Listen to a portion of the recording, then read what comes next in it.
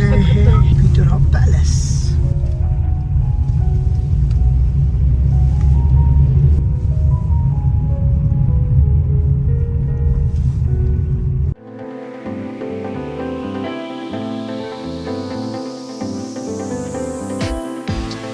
So this is how the entrance of Peter Hop Palace is.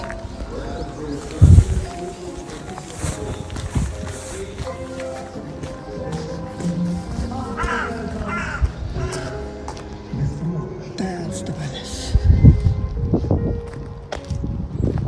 And I don't know which side is the entrance. It's quite slippery, so I should walk carefully.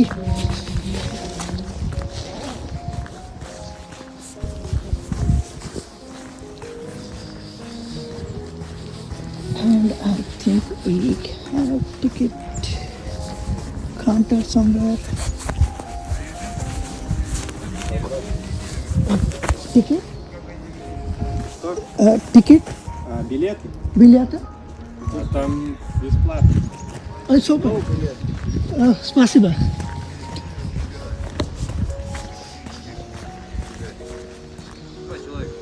And that's how the Peter Hop Palace is something. Один раз мы попали там, оборвали провода, и не было. And just to mention that drones are not allowed. There will be a wind. Okie just so you people be aware. It's quite windy. Oh, it's magnificent, isn't it? Wow. So cool.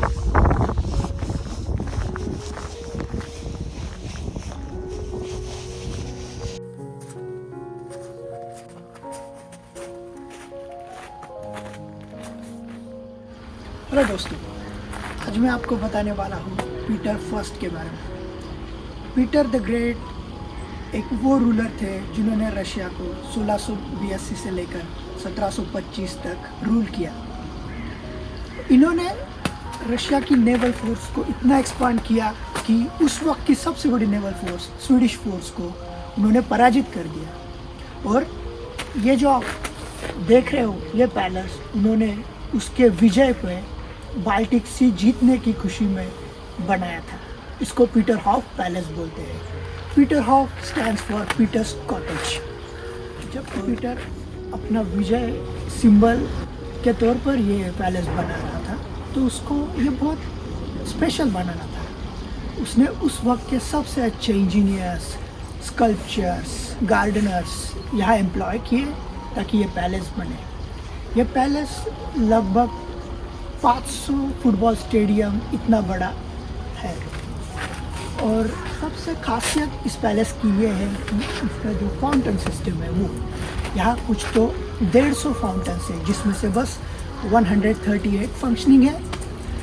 In fountains की speciality ये है कि ये कोई pump use नहीं करते, ये एक ग्रेविटी सिस्टम पे चलते हैं। यहाँ कुछ 18 पॉन्ड्स हैं जो कि अलग अलग जगह से वाटर कलेक्ट करके लाते हैं और फिर वो सारे पॉन्ड्स वो वाटर यहाँ तक लाते हैं। पूरी अगर पाइपलाइन की बात करें तो ये कुछ तो 40 किलोमीटर लंबी पाइपलाइन है जिससे ये वाटर इन फाउंटेन्स तक पहुँचता है। और जब ये फाउंटेन से ये फव्वारा उड़ता है तो इसका स्पीड 22 किलोमीटर पर आवर के इतना होता है। उसकी और एक स्पेशलिटी है, ये जो मेरे सामने आप देख रहे हैं ये सैमसन है जो कि एक शेर का मुंह खोल रहा है, फाड़ रहा है और उससे एक फाउंटेन आता है जो कि यहाँ का सबसे बड़ा फाउंटेन है जो कि 21 मीटर की दूरी तक पानी को फव्वारा ऊपर फेंकता है। वो 70 लीटर वाटर हर एक सेकंड को लेता है।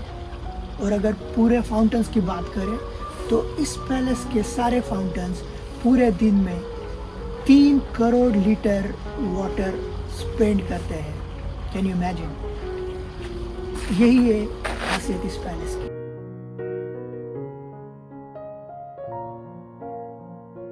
वर्ल्ड वॉर 2 के दरमियान इस पैलेस ने एक बहुत बुरा दौर भी देखा। यहाँ पे नाजी फोर्सेस ने पूरा कब्जा कर लिया था, ये पूरा फाउंटेन तोड़ डाला था। तो ये जो यूनिक सैमसन फाउंटेन है, इसको भी उन्होंने चुरा के कहीं पे गायब कर दिया। आज तक किसी को नहीं पता वो फाउंटेन का क्या हुआ। बहुत उसकी अलग अलग थियरीज़ है कि उसके साथ ये हुआ वो हुआ, बट असलियत किसी को नहीं पता। फिर उसके बाद जब वॉर ख़त्म हुआ तो गवर्नमेंट ने ये सारा रिनोवेट करने के लिए एक प्रोजेक्ट हाथ में ले लिया। उस वक्त गरीबी उच्चतम स्तर पर थी, बहुत सारे लोग गरीबी से मर रहे थे। फिर भी गवर्नमेंट ने इनके रिनोवेशन की ज़्यादा प्रायोरिटी दी रैदर दैन लोगों को फूड प्रोवाइड करने की।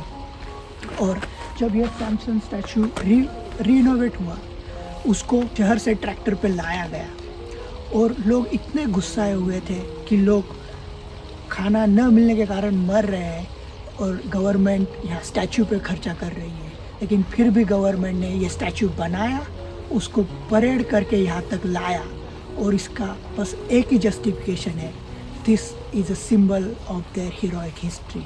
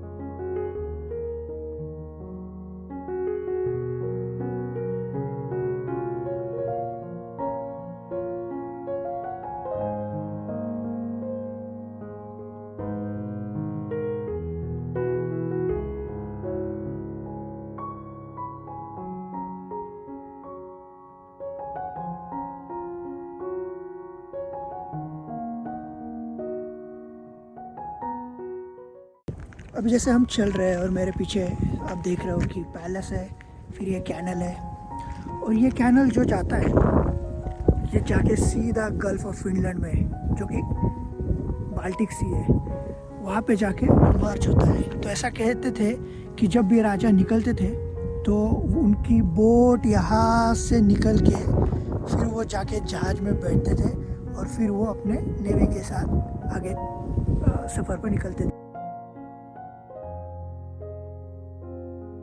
मैं आपको दिखाता हूँ कि पीटर के सबसे फेवरेट पैलेस कौन सा है। हम अभी उसी की तरफ चल के जा रहे हैं।